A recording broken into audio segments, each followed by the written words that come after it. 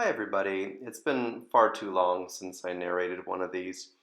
This was Iona in my last run, so it's been a long time, back in October. A lot has happened since. She had a fairly large surgery on her foot because she had a melanoma and she had to get one of her toes amputated. So here's your PSA. If your dog has any large, dark growths on their mouth or on their toes, go straight to your vet. Luckily, she's doing really well, and she's actually lost a ton of weight since then, and she's really fit and she's ready to roll. So I'm sure she would love to do another trial. So this is a detective search. What I want to talk about for this is some of my handling techniques. So we'll kind of look at me and my relationship to Ona. You can see right here she's charging hard ahead and she goes right into the room, so I go with her. She gets right into this fairly difficult puzzle. And so what I want you to look at is kind of how much space I give her here. So she's showing that she's interested in odor, but she doesn't know where it's coming from. So she's in a pooling odor problem here because of this large eddy at the door. We've seen that with other puzzles. So watch how I get around her. Chairs and tables are so tricky with her. Luckily, she's moving slow right there. But the key is that you have to turn that corner really quickly and make sure that you don't get hung up on that corner. So I come in to feed her at source, and then I let her take the lead and tell me which way to go. I hang back, I call alert, I come in, feed at source, and then I let her decide which way to go. So you'll see this kind of happen over and over again. This is kind of the pattern. So you can see she's back in odor here. So look what I do. I take a step back. I go to the very end of the leash. This is kind of an interesting one. She picks it up off this mat. So the odor's falling on the mat, and then she works it up to that table. Call alert, come in, feed her at source. Let her decide which direction we're going.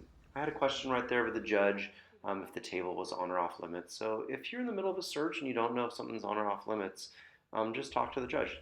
They'll tell you. So it's definitely okay to ask them questions like that when you're in a search. Don't ask, should I call alert? If you say the word alert, the judge will think that you're saying alert. So never say that. And alert and finish are the magic words. So again, you see here she gets an odor. I take a step back. I give her space to work the puzzle, call alert, come in, feed at source. Every time after she gets a hide, I am letting her take the wheel and decide where to go to next. And you see she very efficiently finds every single hide in this room. Now, I don't know that that's all the hides. So my personal thing is I like to hit every area twice. I feel like that keeps me from overworking areas and it keeps me from underworking areas. I maybe overworked this a little bit, but that's why you get a video, so you can look at how you did. So you can see she's still in the same scent cone. So now I have to remember not only where the hides are, but what the scent cones are doing, because she's going to hit these scent cones again. And she can be very good at remembering where the hides are, but a lot of times she can forget where they are, and if she's been working for a while, she will re-alert on them.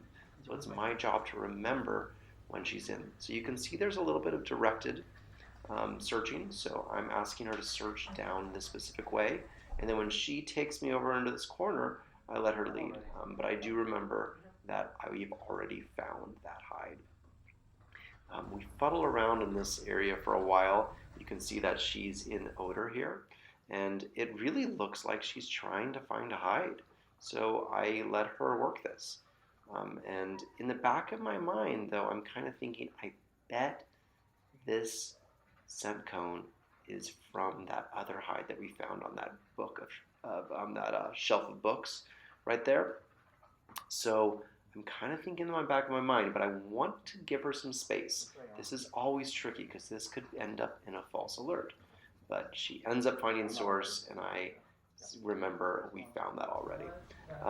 When she starts, did you see her stop and look at me there? She's telling me, I think we found everything in here, dude. And so I try to have her search this other area, but she gets stuck in this original scent cone from the doorway. When she starts trying to find hides that she's already found before, that gives me very good information that we're probably done with the room. Because if I ask her to keep searching, she will keep finding scent cones. I did want to check that little alcove because she zipped right past it. She can be real zippy at times, and you can see she finds that other scent cone. So, she's giving me good information here, so it's time to go out. Again, I let her out here, and then let her take the lead. I like it when she's in front of me like this, and she's leading the search. I never want to be in front of her. I always want to kind of send her like that. Watch this. I send her, and then she takes me. Now, right here, it's interesting. She catches odor from another search on the other side, and look at how hard I have to work to get her back in the search area. So one more pass, and then this will do it. Overall, I hope this was helpful for giving you some strategies for handling when to let your dog take the lead and when to direct your dog.